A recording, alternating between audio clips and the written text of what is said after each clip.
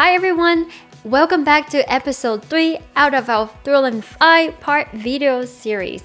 We broke down how we flip a property and profit a sweet $83,000 in our pocket. Buckle up because this one is going to be a wild ride.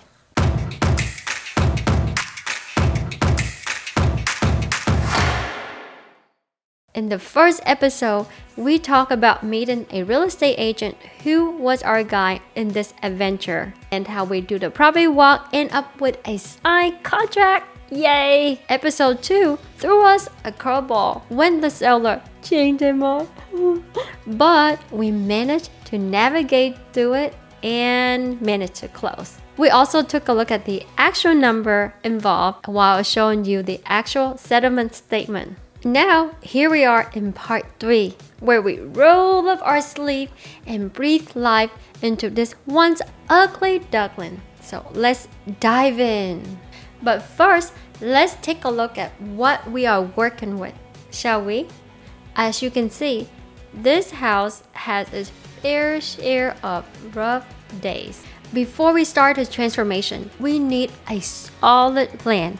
We start by examining the sold houses in the area, also referred to as comparables. We then strategize how to increase the value of the property by adding an extra bedroom, spruce up the kitchen and bathroom with new granite countertops, and potentially florins, and fixing up those trusty old cabinets. Once we got a plan, it's time to put together a scope of work. What is a scope of work, you may ask? I hope that you are learning a lot today. A scope of work in real estate refers to a detailed document that outlines the specific tasks, activities, and deliverables associated with particular project or property. So in our scope of work is include all the items that need to be done on this project, what day is going to be done, what are the materials needed to get it done. It's a great tool of communication to keep everyone together on a timeline and help us to achieve the budget objective and timeline objective. Want a peek of our scope of work? Find it in the link in the description below. Now that we're all set, let's get to work.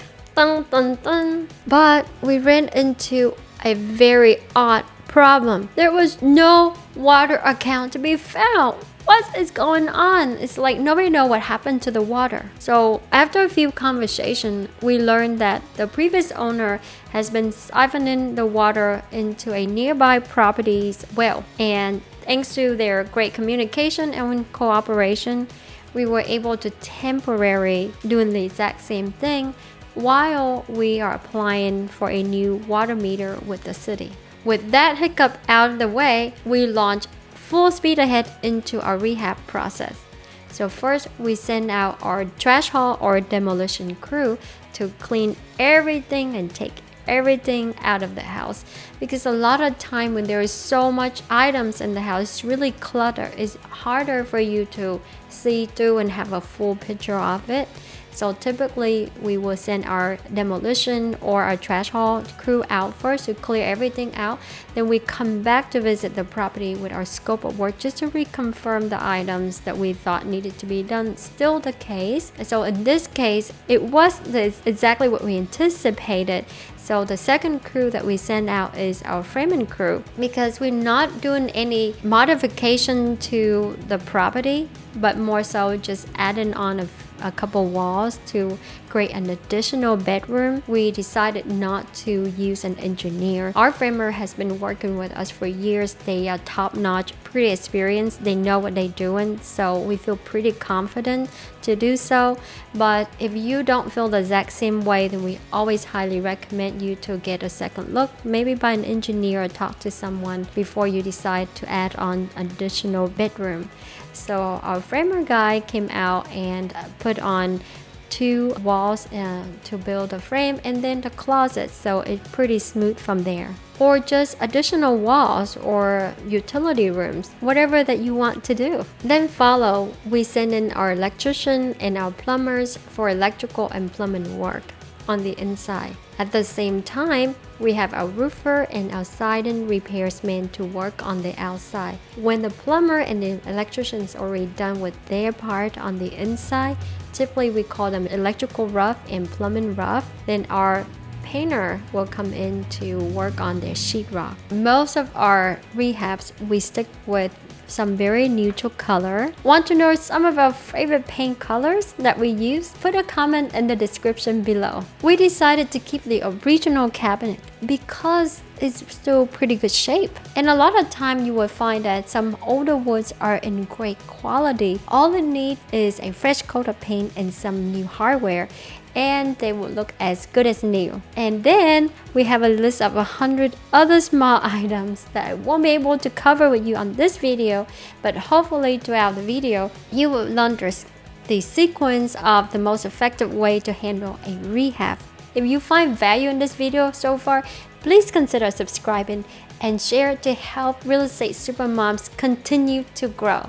Once the paint was complete and dry, we send back our electrician and our plumbers. Our electrician will be installing all new electrical fixture, replacing the switches and the plug, and then our plumber will be replacing the faucets, the water heater, the disposal, and the new toilets.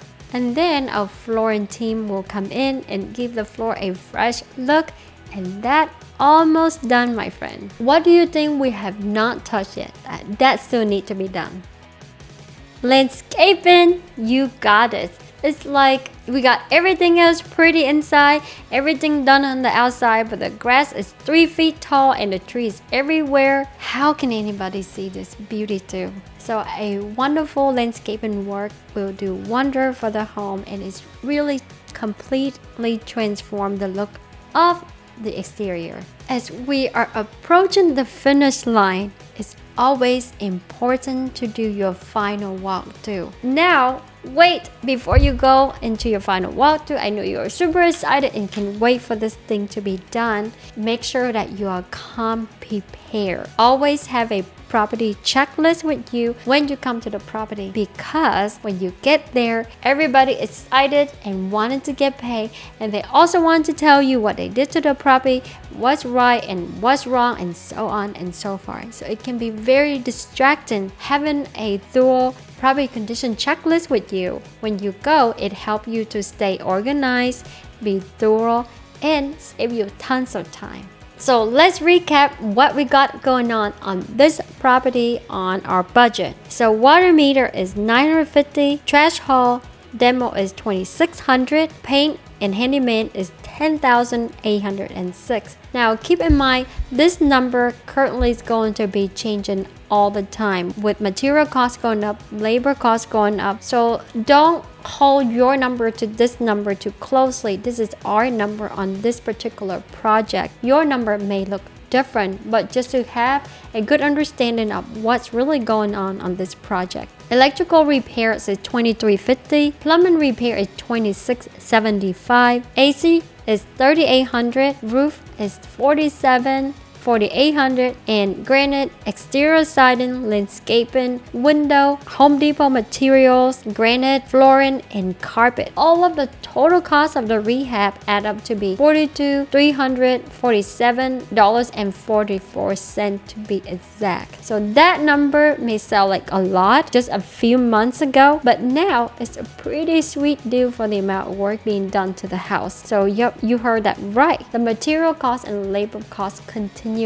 going up. So just want to bring that up to your attention to share with you. As you are the investor and you buying a property today, you want to approach it with caution, especially on those properties that need a whole lot of work. Despite a few hitches, we still managed to stay on budget and on time. Woohoo! Really, is it the most fancy remodeling that we ever done? Absolutely not. But we make our decision on the remodeling based on the solid soul comps or comparables in the area. Now, will a golden toilet and marble flooring surely feel good and look good? But is it gonna look good on your ROI or return on your investment? Probably not in a neighborhood like this one where the price point is within 200,000 price range. I get it. You want want to be proud. It's your name on it. We are proud of our work too, but don't overdo it. Woo!